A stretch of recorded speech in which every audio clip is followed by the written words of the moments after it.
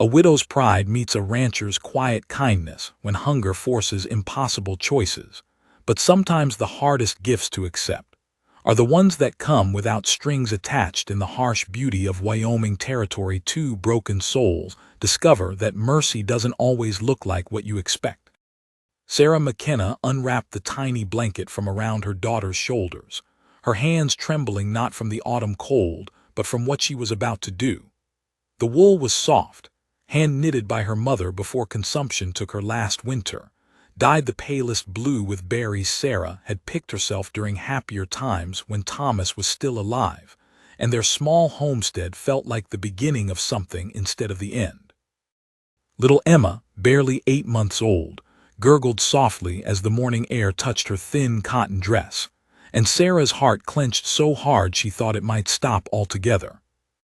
"Please," Sarah whispered to Henrik Olsen, the baker whose flour-dusted apron couldn't hide the hardness that had crept into his eyes over the past months as more and more desperate souls came to his door.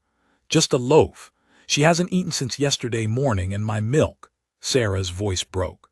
Her milk had been drying up for weeks now, her own body too starved to sustain both herself and the child. "I'll work it off. I can clean, I can." "Work don't put flour in my barrels or coal in my ovens," Henrik interrupted, but his voice held no cruelty, only the weariness of a man who'd heard too many stories like hers. He took the blanket anyway, running his thick fingers over the delicate stitches. "This might cover half a loaf, maybe less." Half a loaf. Sarah closed her eyes and nodded, because half a loaf meant Emma might live another day, and another day meant hope, even if she couldn't see what that hope might look like beyond tomorrow's sunrise. She watched Henrik disappear into the back of his shop, the blanket, her mother's final gift, Emma's only protection against the coming winter, clutched in his weathered hands. That's when she felt eyes on her. Not the judgmental stares of the townspeople who whispered about the widow McKenna and her dead husband's debts, but something different, something that made her spine straighten despite her exhaustion. She turned slowly and found herself looking into the face of Jacob Thornfield, the rancher who owned more land than any three men needed, and whose cattle had made him rich enough to buy and sell the entire town of Cedar Falls twice over. Jacob stood near the bakery window, hat in his hands, silver-streaked hair catching the morning light. He was watching her with an expression she couldn't read, not pity exactly, but something deeper. Something that made her cheeks burn with shame because she knew what she must look like. Dress patched and repatched, boots held together with strips of leather, holding a baby whose ribs showed through her thin skin. "Mrs. McKenna," Jacob said quietly, stepping closer. His voice was rough like gravel roads but gentle in a way that surprised her.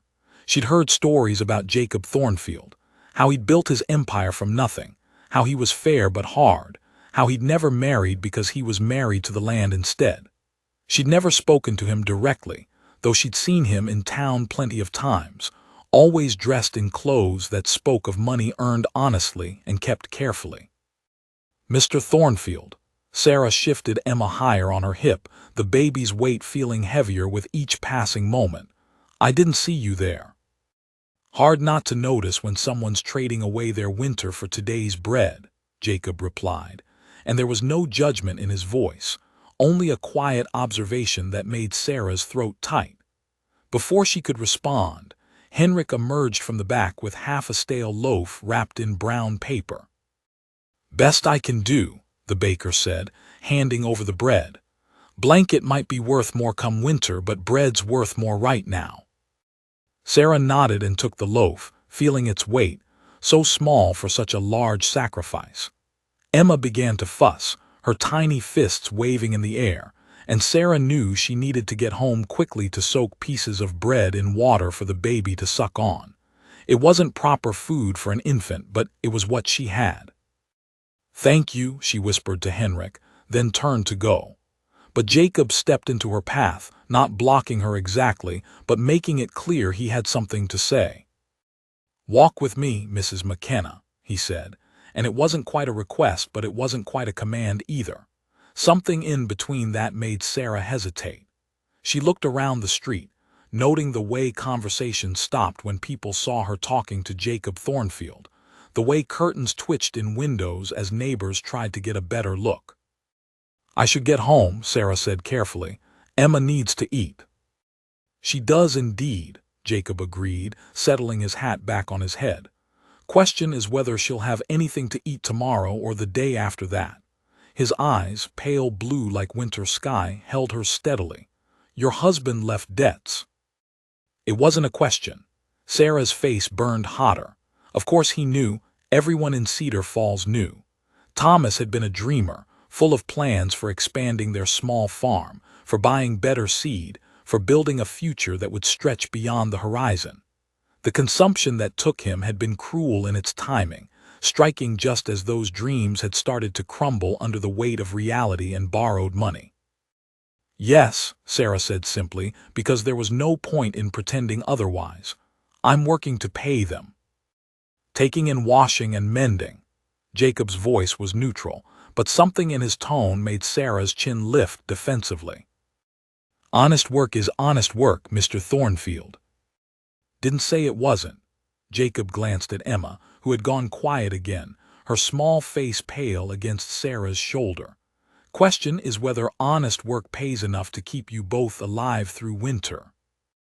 The blunt words hit Sarah like cold water. She knew the answer, had been avoiding thinking about it for weeks now. Her washing brought in barely enough to buy flour and beans. The mending earned her a few cents here and there. But winter was coming, and with it the need for firewood, for warmer clothes Emma was rapidly outgrowing, for more food as the cold drained strength from both their bodies. "We'll manage," Sarah said, but the words felt hollow even to her own ears. Jacob studied her face for a long moment, and Sarah had the uncomfortable feeling that he could see right through her careful composure to the terror underneath. Then, without warning, he stepped closer and did something that made Sarah's heart stop altogether.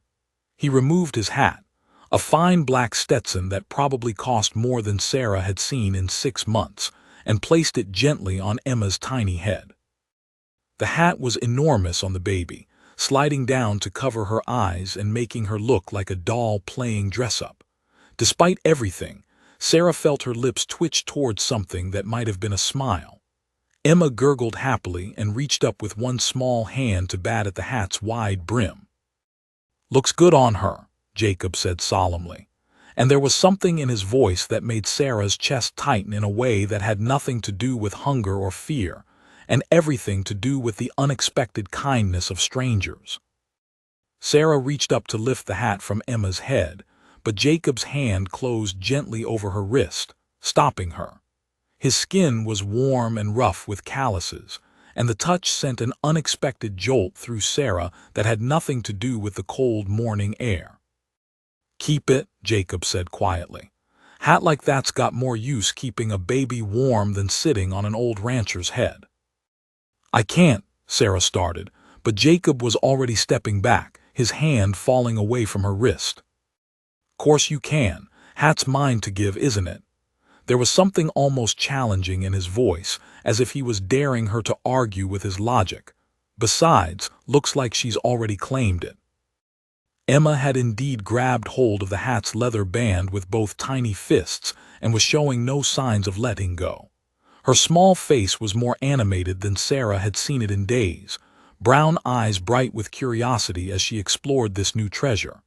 Sarah felt something crack open in her chest, not breaking, but opening, like ice giving way to the first warm day of spring. "Mr. Thornfield, Sarah began, but he was already turning away, striding toward the hitching post where a magnificent bay horse waited patiently. "Jacob," he called over his shoulder. "Name's Jacob, and you might want to get that little one home before she decides to eat my hat for breakfast." Sarah watched him mount his horse with the easy grace of a man who'd been born in the saddle, and for a moment she forgot about the bread in her hands, forgot about the debts and the winter coming and all the impossible choices that lay ahead. She just watched Jacob Thornfield ride away and wondered what had just happened between them. "Well, I'll be damned." Henrik's voice startled her out of her reverie. The baker was standing in his doorway, flour still dusting his hands, staring after Jacob's retreating form with an expression of pure amazement. Never seen anything like that in all my years. Like what? Sarah asked, though she wasn't sure she wanted to hear the answer. Jacob Thornfield giving away his hat. Henrik shook his head slowly. Man's worn that same hat for 15 years, ever since he came to Cedar Falls with nothing but a horse and a handful of dreams. Heard tell his daddy gave it to him before he died, told him it would bring him luck. Henrik's eyes moved to Emma, who was still clutching the hat with determined little fingers. Never seen him take it off except in church, and even then he keeps it right beside him on the pew. Sarah's stomach dropped. A family heirloom. She tried again to lift the hat from Emma's head, but the baby's grip tightened and she let out a cry of protest that echoed off the buildings around them. Several passers-by turned to look, and Sarah felt heat rise in her cheeks again. "I have to give it back," Sarah said, more to herself than to Henrik. "I can't keep something like that." "Might not have a choice," Henrik replied with a knowing look. "That baby's got the look of someone who knows what she wants, and Jacob Thornfield's got the look of a man who don't give gifts he expects returned." The words followed Sarah home to her small cabin at the edge of town, a place that had once felt cozy and full of promise, but now seemed to shrink a little more each day as the walls closed in around her mounting problems. She heated water over the fire and soaked pieces of bread until they were soft enough for Emma to gum, all while the baby sat in her makeshift high chair, really just a wooden crate with a cushion tied inside, wearing Jacob's enormous hat and looking like the tiniest cowgirl in all of Wyoming territory. The hat kept sliding down over Emma's eyes, and each time Sarah pushed it back up, the baby would laugh, a sound so pure and sweet that Sarah felt tears prick her eyes. When was the last time she'd heard Emma laugh? When was the last time she'd had reason to laugh herself? A knock at the door interrupted her thoughts. Sarah's heart jumped, and she quickly scooped Emma up, hat and all, before going to see who it was. Through the small window, she could see Mrs. Patterson from the neighboring farm, her face pinched with the kind of disapproval that had become all too familiar since Thomas's death. "Good morning, Mrs. Patterson," Sarah said as she opened the door, trying to keep her voice steady and polite. "Is it?" Mrs. Patterson's sharp eyes immediately fixed on the hat adorning Emma's head, and her eyebrows rose nearly to her graying hairline. "My goodness, Sarah, that's quite an interesting choice of headwear for a baby." Sarah felt her defenses rise. Emma was cold. Cold enough to warrant Jacob Thornfield's hat. Mrs. Patterson stepped uninvited into the cabin, her gaze sweeping over the sparse furnishings, the mended quilts, the obvious signs of poverty that Sarah had tried so hard to hide. "Half the town saw you talking with him outside Henrik's bakery. People are beginning to wonder about the nature of your friendship." The implication hit Sarah like a physical blow. "There is no friendship, Mrs. Patterson. Mr. Thornfield was simply being kind to a child." "Kind?" Mrs. Patterson repeated the word like it tasted sour. "Is that what we're calling it? A man doesn't give away a hat like that without expecting something in return, Sarah. Surely you know that." Sarah's hands tightened around Emma, who seemed to sense the tension in the room and began to fuss. Mr. Thornfield expected nothing. He saw a cold baby and he saw an opportunity. Mrs. Patterson's voice was sharp now, cutting. "You're a young widow with debts and no means of support. He's a wealthy man with certain needs. The math isn't difficult, dear." The words hung in the air like smoke from a poorly tended fire, thick and choking. Sarah felt something wild and desperate clawing at her chest, not just anger, but a kind of fury she'd never experienced before. How dare this woman who lived comfortably on her husband's prosperous farm, who'd never known the gnawing fear of watching her child grow thinner each day, how dare she come into Sarah's home and poison the first act of genuine kindness Sarah had received in months? "Get out," Sarah said quietly. Mrs. Patterson blinked in surprise. "Excuse me." "Get out of my house." Sarah's voice was still quiet, but there was steel beneath it now, the kind of strength that comes from having nothing left to lose. And don't come back unless you have something useful to offer instead of gossip and judgment. For a moment, Mrs. Patterson looked genuinely shocked.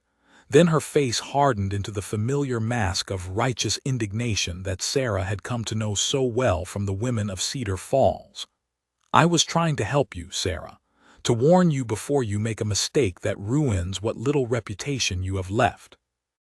"My reputation is my concern," Sarah replied, moving to hold the door open, "as is my daughter's welfare. Good day, Mrs. Patterson." The older woman drew herself up to her full height, her lips pursed like she'd bitten into something bitter. "You'll regret this pride of yours, Sarah McKenna. Mark my words. Pride goeth before a fall, and you've got farther to fall than most." Sarah closed the door firmly behind her unwelcome visitor and leaned against it, her heart pounding. Emma had grown quiet again, her small fingers still tangled in the hatband, and when Sarah looked down at her daughter's face, she saw something there that hadn't been present in weeks: contentment. Despite everything, despite the hunger and the cold and the whispered rumors, Emma looked peaceful wearing Jacob Thornfield's hat. That afternoon, Sarah found herself standing at the window more often than usual, looking out toward the road that led to the Thornfield ranch. She told herself she was watching for customers who might need washing or mending done, but the truth was more complicated. Mrs. Patterson's ugly words kept echoing in her mind, mixing with her own confused feelings about Jacob's unexpected kindness. What did he want?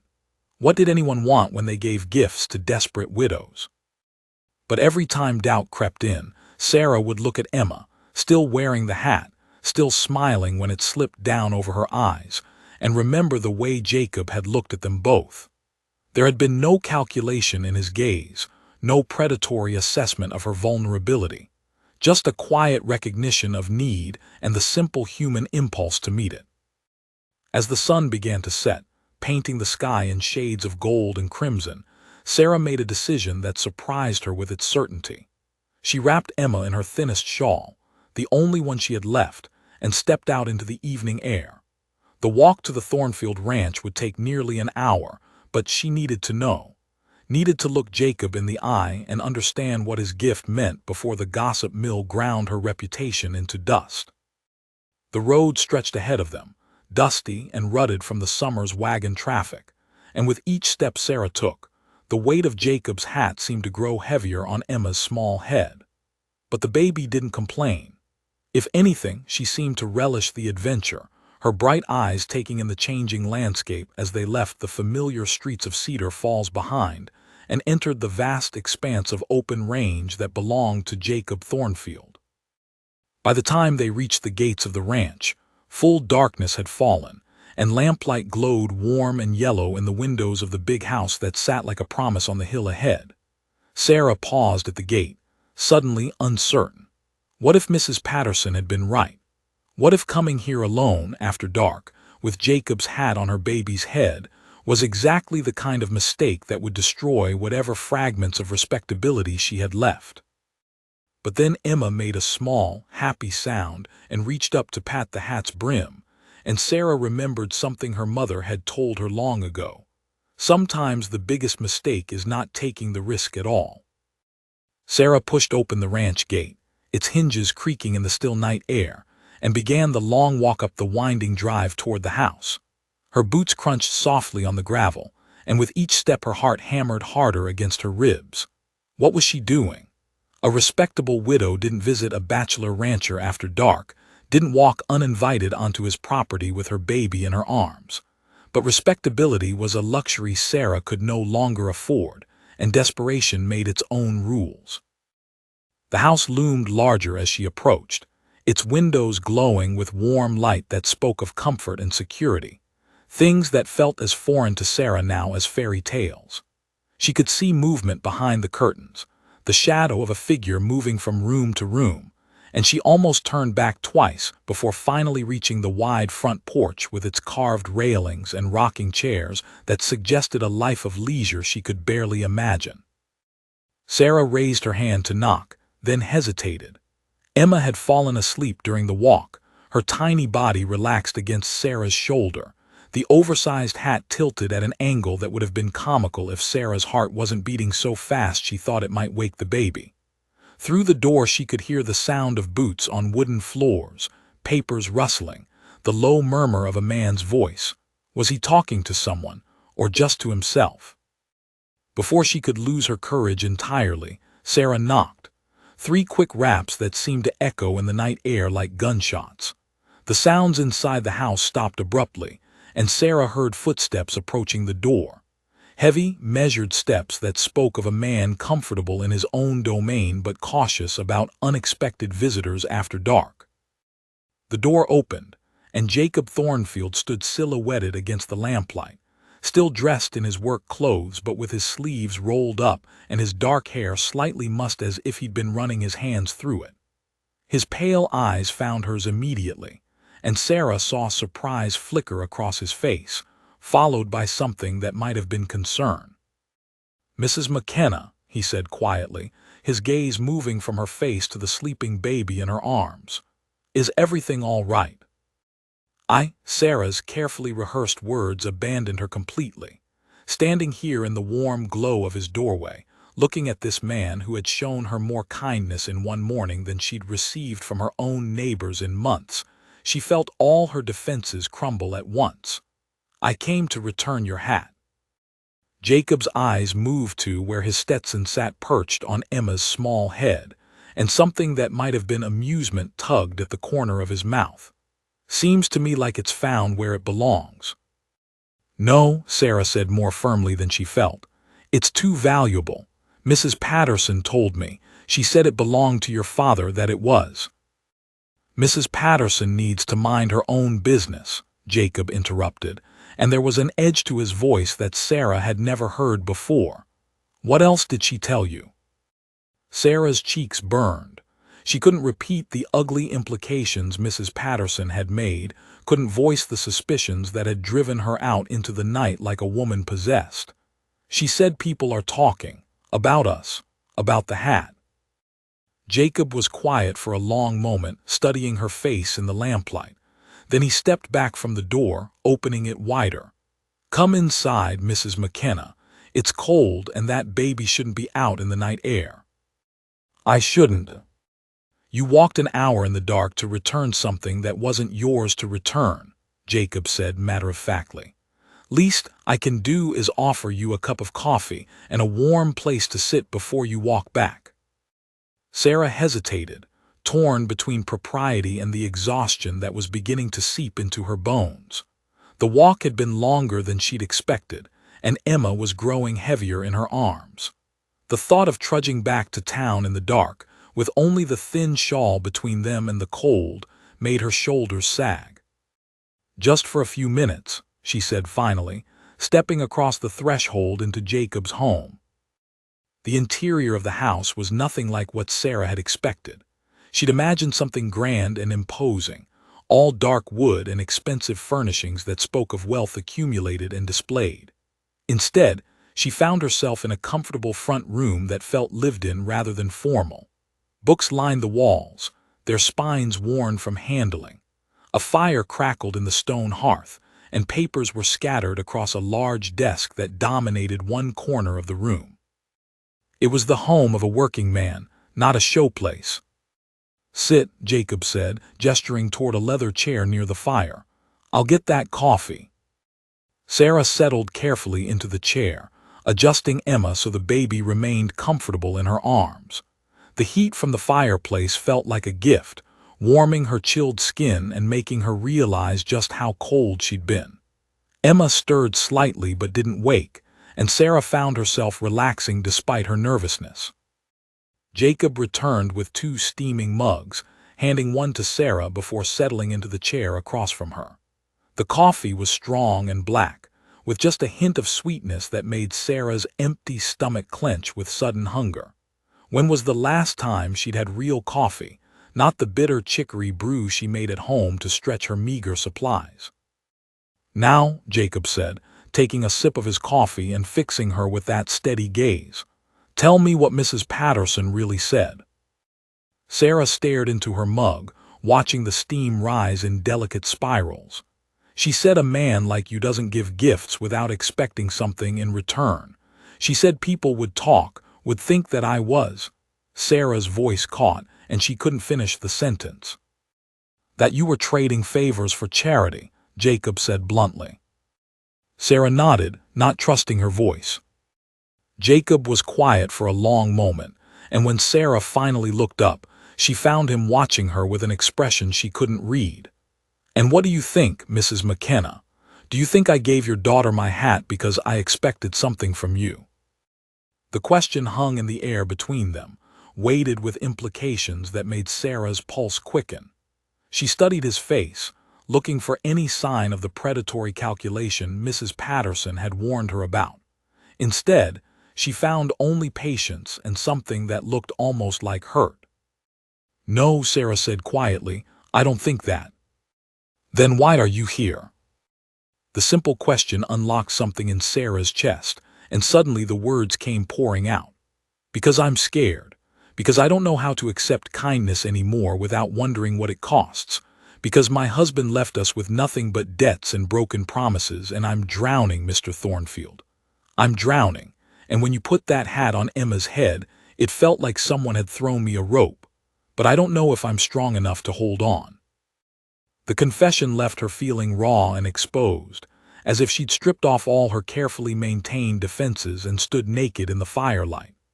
Emma stirred in her arms, making small sleeping sounds, and Sarah pressed her lips to the baby's forehead, breathing in the sweet scent of her child's skin. Jacob leaned forward in his chair, his coffee forgotten. "Mrs. McKenna, Sarah, look at me." Sarah raised her eyes to meet his, and what she saw there made her breath catch. Not pity, not calculation, but something fiercer and more complicated, something that looked like recognition. "I came to this valley 15 years ago with nothing but a horse, a handful of silver dollars and my father's hat," Jacob said quietly. "I was running from something, same as you're running toward something. First winter nearly killed me.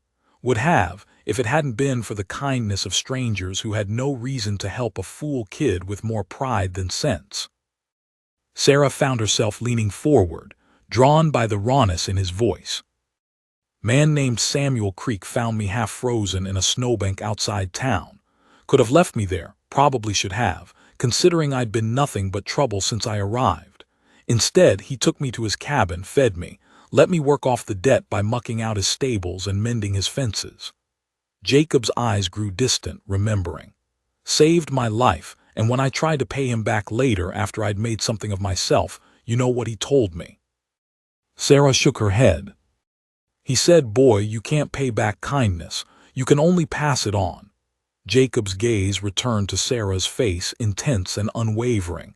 "That hat on your daughter's head, that's not charity, Mrs. McKenna. That's just me passing it on." The words hit Sarah like a physical blow, not painful but overwhelming in their simple truth. She felt tears prick her eyes and blinked them back fiercely, determined not to break down in this man's living room. But Jacob must have seen them anyway, because his expression softened. "You said you're drowning," he continued. "Maybe that's true, but drowning people don't usually have the strength to walk 5 miles in the dark just to return something they think doesn't belong to them. Takes a different kind of person to do that. Takes someone with backbone." Emma chose that moment to wake up, blinking sleepily and making small fussing sounds. The hat had slipped down over one eye during her nap, and she reached up with tiny fingers to push it back, her movements making both Sarah and Jacob smile, despite the tension in the room. "She likes it," Jacob observed. "She does," Sarah agreed, adjusting the hat so it sat more securely. "I think it makes her feel important. Smart baby, knows quality when she sees it." Something in his tone made Sarah look at him more carefully. "You really don't want it back, do you?" "I really don't." Jacob stood and moved to the fireplace, bracing one hand against the mantel and staring into the flames. "That hat's brought me 15 years of luck, Mrs. McKenna. Good land, good cattle, good years more often than bad ones. Maybe it's time for that luck to find someone who needs it more than I do." Sarah felt something shift inside her chest, like ice breaking up on a river in spring. What if I can't live up to it? What if I'm not strong enough to be the kind of person who deserves that kind of luck? Jacob turned back to face her, and the firelight caught the silver in his hair, making him look younger and older at the same time. "Strength isn't something you have or don't have, Sarah. It's something you find when you need it most. And from where I'm sitting, you've already found more of it than you know." The use of her first name sent warmth spreading through Sarah's chest, and she realized that somewhere in the course of this strange evening, the careful distance between them had dissolved. They were no longer the wealthy rancher and the desperate widow. They were just two people who had found something unexpected in each other's company. But even as the thought formed, Sarah heard the echo of Mrs. Patterson's warnings, felt the weight of all the watching eyes and wagging tongues that would dissect every moment of this encounter. A respectable woman didn't sit in a bachelor's parlor after dark, didn't accept gifts from men who weren't her husband, didn't allow herself to feel the dangerous warmth that was spreading through her veins like honey. As if reading her thoughts, Jacob returned to his chair, deliberately placing more distance between them. "I should get my horse ready to take you home. It's not safe for you to walk back alone." "I can't, people will see." "People will see a neighbor helping a neighbor," Jacob said firmly. "Nothing more, nothing less." But even as he said the words, Sarah caught something in his expression that suggested he felt the same dangerous current running between them that she did. The knowledge should have frightened her. Instead, it filled her with a reckless kind of hope that had nothing to do with hats or luck or the kindness of strangers, and everything to do with the way Jacob Thornfield looked at her like she was something precious instead of something broken. The ride back to town passed in a silence that felt charged with unspoken words. Sarah sat side-saddle on Jacob's horse, Emma cradled securely in her arms, while Jacob walked alongside them, one hand resting on the horse's neck. The moon had risen full and bright, casting silver shadows across the landscape and making everything look like a scene from a dream. Every few minutes, Jacob would glance up at them, and Sarah would feel that same dangerous warmth curl through her chest, making her grateful for the darkness that hid her flushed cheeks. When they reached her small cabin, Jacob helped her down from the horse with gentle hands that lingered a moment longer than strictly necessary at her waist. Sarah felt the solid warmth of his touch through the thin fabric of her dress, and for a moment they stood close enough that she could see the individual lines around his eyes, could smell the mixture of leather and soap, and something indefinably masculine that made her pulse quicken. "Thank you," she whispered, not trusting her voice to speak any louder. "Nothing to thank me for," Jacob replied, but his voice was rougher than usual, and Sarah wondered if he was feeling the same confusion of emotions that was making her heart race. Emma stirred in her arms and the spell was broken. Jacob stepped back, touching the brim of his hat, then stopping when he realized it wasn't there, a rueful smile crossing his face. "Guess I'll have to get used to that."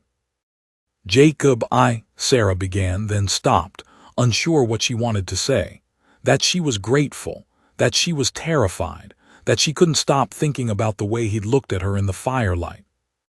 "I know," he said quietly, and somehow that simple acknowledgement was enough. "Good night, Sarah." He mounted his horse and rode away without looking back, leaving Sarah standing in her doorway with Emma in her arms and 1,000 questions swirling through her mind. As she watched his silhouette disappear into the darkness, she realized that everything had changed between them, and there was no going back to the careful distance they'd maintained before. The next morning brought more than just dawn. Sarah woke to find Mrs. Patterson standing on her porch again, but this time she wasn't alone. Behind her stood Reverend Morrison, his thin face set in lines of stern disapproval, and Mrs. Hartwell, the banker's wife whose opinion carried weight in all the social circles that mattered in Cedar Falls. "Sarah," Reverend Morrison said without preamble when she opened the door, "we need to talk." Sarah's stomach dropped, but she forced herself to stand straight. Emma balanced on her hip with Jacob's hat still perched on her small head. "Good morning, Reverend. Ladies, what can I do for you?"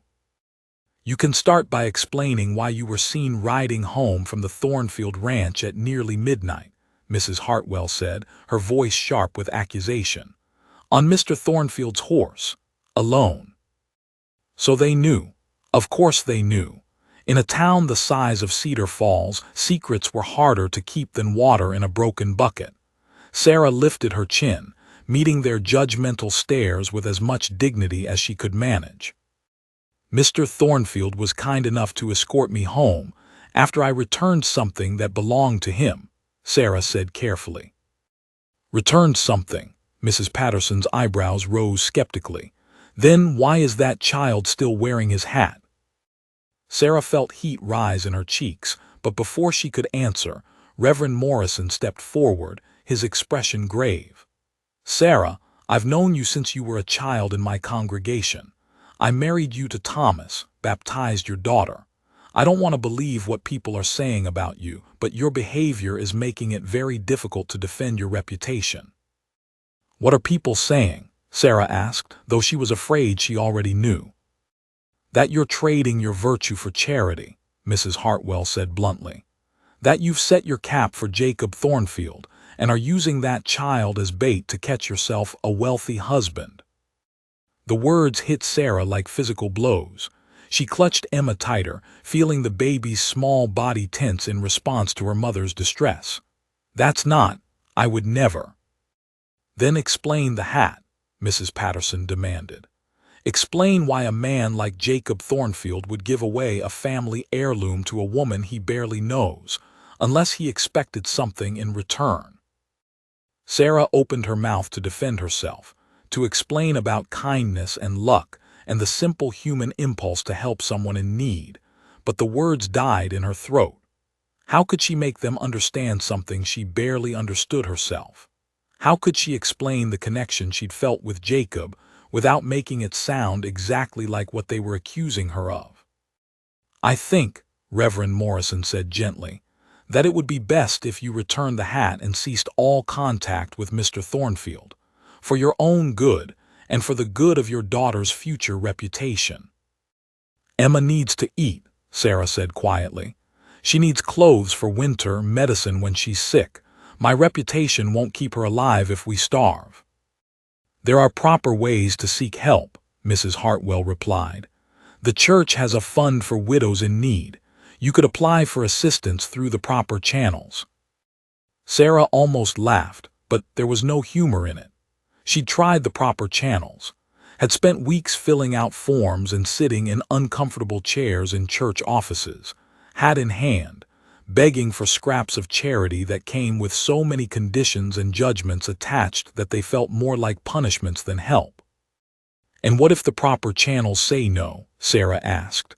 "What if the fund runs out or the committee decides I'm not deserving enough? What then?" Reverend Morrison's face softened slightly. "Sarah, I understand that you're frightened. Widowhood is a difficult burden, especially with a young child, but compromising your moral character is not the answer." "I haven't compromised anything," Sarah said, her voice stronger now, fueled by indignation. "Mr. Thornfield showed kindness to my daughter, nothing more."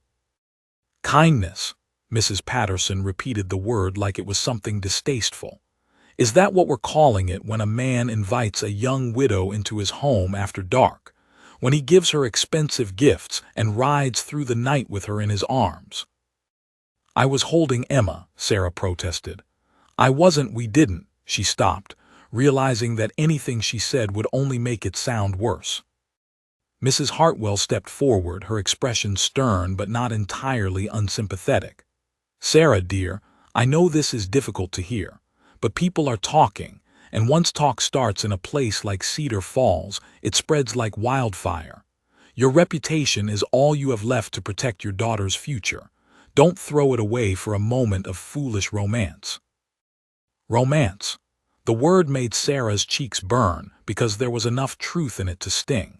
She had felt something for Jacob Thornfield, something that had nothing to do with his wealth or her desperation, and everything to do with the way he'd looked at her like she was worth seeing. But that didn't make it wrong, did it? "What do you want from me?" Sarah asked finally. "Return the hat," Reverend Morrison said. "Publicly. Make it clear that you have no designs on Mr. Thornfield beyond neighborly gratitude. Distance yourself from any appearance of impropriety."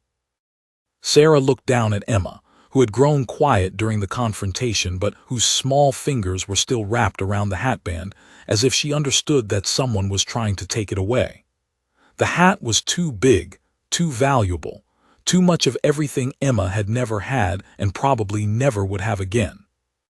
But more than that, it represented something Sarah was afraid to name: the possibility that not all kindness came with strings attached, that not all men saw her as either a burden or an opportunity. "And if I don't?" Sarah asked. The three visitors exchanged glances that spoke volumes. "Then I'm afraid the church will have to reconsider your membership," Reverend Morrison said sadly, "and the Ladies' Aid Society will no longer be able to offer you work or assistance." The threat was clear: comply or be cut off from the few sources of income and support she still had. Sarah felt the trap closing around her, felt the familiar weight of other people's expectations and judgments pressing down on her shoulders like stones. But then Emma made a small sound and reached up to pat Sarah's face with one tiny hand, and Sarah remembered what Jacob had said about strength being something you found when you needed it most. Maybe it was time to find out just how much strength she had. "I'll think about it," Sarah said finally, which was not the immediate compliance they'd obviously expected. Reverend Morrison frowned. "Sarah."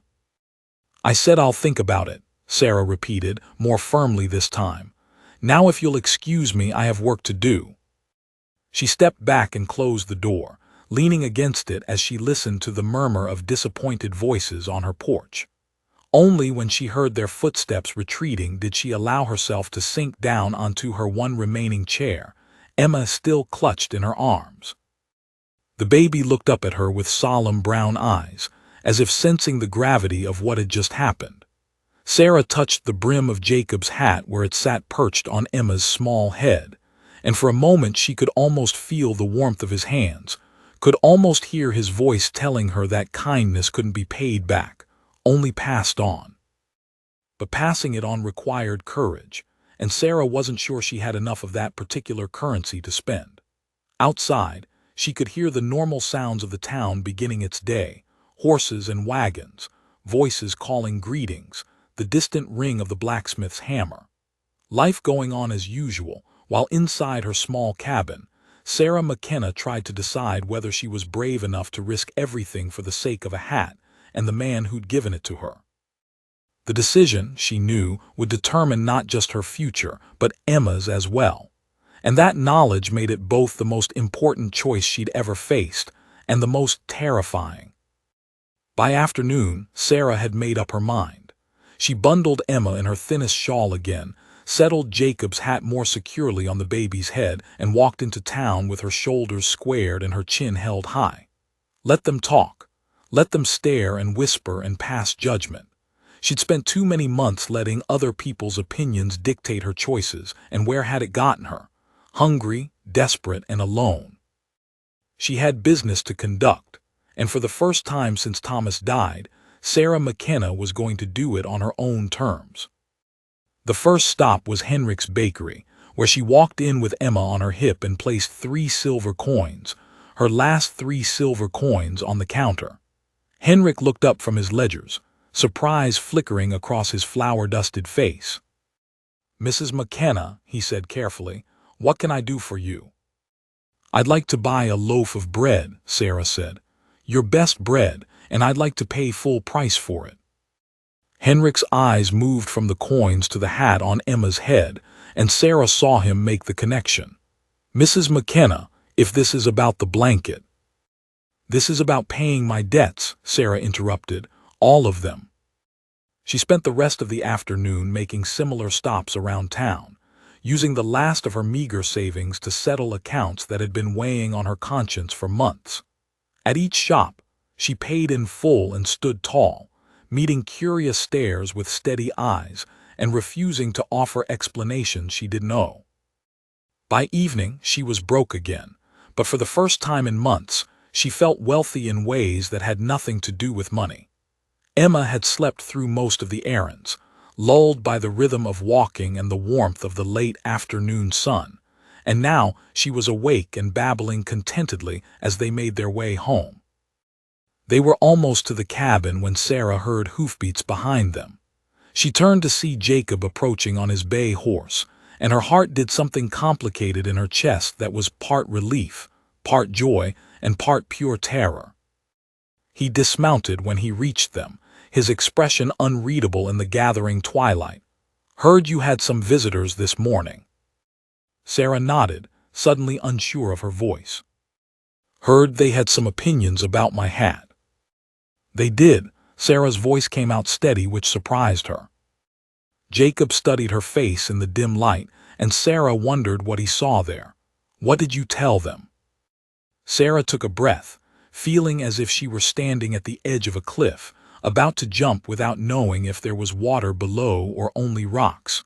"I told them I'd think about it." Something shifted in Jacob's expression. "And what did you decide?" Sarah reached up and adjusted the hat on Emma's head, her fingers lingering on the soft leather band. The baby gurgled happily and grabbed for Sarah's hand, her small fingers surprisingly strong. "I decided," Sarah said quietly, "that some things are worth fighting for." The words hung between them in the evening air, weighted with meanings that neither of them spoke aloud. Jacob stepped closer, close enough that Sarah could see the way the last light caught the silver in his hair, could feel the warmth radiating from his body. "Even if it costs you everything?" he asked.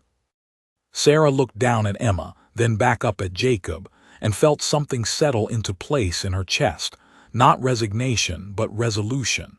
"What's everything worth if you lose yourself to keep it?" Jacob's face transformed with a slow smile that made Sarah's knees weak. "That," he said softly, "is exactly what I was hoping you'd say." Jacob's smile faded as quickly as it had come, replaced by something more serious, more determined. "Sarah, there's something you need to know, something I should have told you last night." The gravity in his voice made Sarah's stomach clench with sudden fear. "What is it?" "Your husband's debts," Jacob said quietly. "I bought them." The words hit Sarah like cold water. She stared at him, her mind struggling to process what he just said. "You what?" 3 months ago, when the bank was about to foreclose on your cabin, I bought Thomas's debts, all of them." Jacob's pale eyes never left her face, watching for her reaction. "The mortgage, the seed loans, the equipment notes, everything." Sarah felt the world tilt beneath her feet. "Why?" she whispered. "Because I couldn't stand watching you lose everything because of another man's mistakes," Jacob said simply. "Because I've been where you are, and I know what it feels like to have the ground disappear from under your feet." Sarah's hands trembled as she adjusted Emma's weight in her arms. The baby sensed her mother's distress and began to fuss, but Sarah barely heard her. "So what does that mean? What do I owe you?" "Nothing," Jacob said firmly. "You owe me nothing, Sarah." "That's not, you can't just—" Sarah struggled to find words for the storm of emotions churning through her.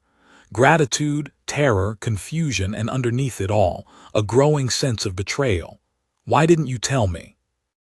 "Because I knew you'd react exactly like this," Jacob replied, stepping closer.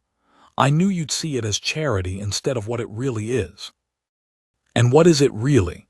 Sarah's voice rose despite her efforts to keep it level. Emma's fussing grew louder, and Sarah began to pace, bouncing the baby gently. "It's an investment," Jacob said. "In this town, in the people who make it worth saving. Your husband wasn't a bad man, Sarah. He was a dreamer who got in over his head, but his dreams weren't wrong. The land around your cabin is good land. The idea of expanding the farms, bringing in more families, that could work, given time and better management." Sarah stopped pacing and stared at him. "So you bought my debts to get my land?" I bought your debts to keep you from losing your land, Jacob corrected, his voice sharp with frustration. There's a difference. Is there? Sarah's voice was bitter now, all the fear and uncertainty of the past months crystallizing into anger. Mrs. Patterson was right, wasn't she? You don't give gifts without expecting something in return. You've been playing a longer game, that's all. Jacob's face darkened.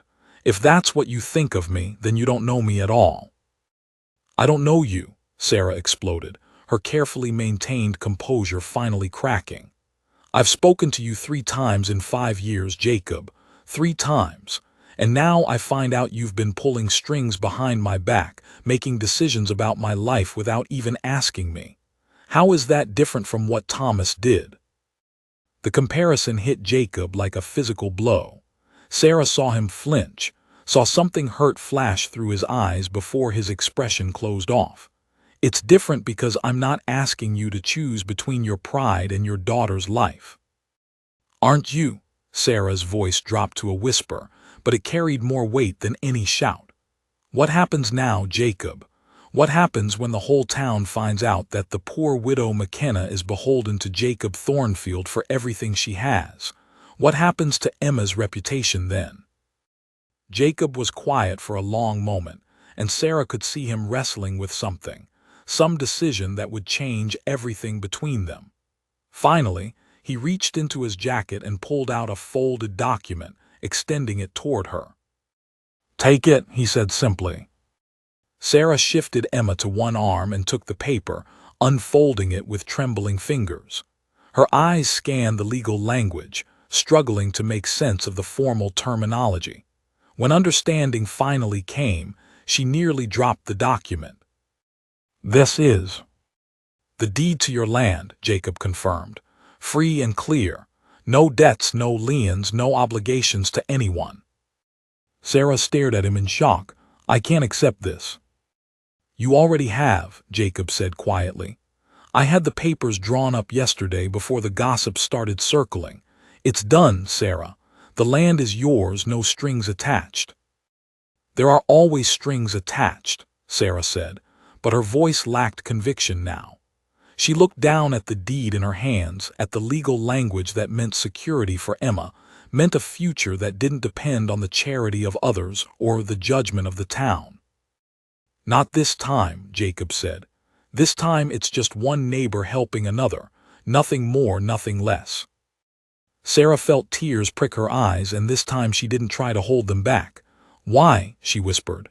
Why would you do this? Jacob was quiet for so long that Sarah thought he wouldn't answer. When he finally spoke, his voice was rough with emotion. Because 15 years ago, a man named Samuel Creek saved my life, and when I tried to pay him back, he told me kindness could only be passed on. Because I've watched you fight for your daughter with more courage than most men show on a battlefield. Because, he stopped, shook his head. Because it's the right thing to do. Sarah looked down at Emma, who had grown quiet again, her small fingers still wrapped around Jacob's hat. The baby looked up at her mother with solemn brown eyes, as if she understood the gravity of what was happening. What do you want from me, Jacob? Sarah asked finally. Nothing, he said immediately, then corrected himself. That's not true. I want you to be happy. I want Emma to grow up without the shadow of debt hanging over her head. I want you to make choices based on what you want, not what you're forced to accept. And if what I want includes you. The words slipped out before Sarah could stop them, and she felt her cheeks burn with embarrassment. Jacob went very still. What are you saying? Sarah took a shaky breath, feeling as if she were stepping off another cliff. I'm saying that hat on Emma's head isn't the only thing I'm afraid to give back. I'm saying that when you look at me, I feel like someone worth looking at. I'm saying that I've been a widow for 8 months, and until you knocked on Henrik's door yesterday morning, I'd forgotten what it felt like to hope for something more than just surviving another day. The confession hung between them in the gathering darkness, raw and honest and terrifying.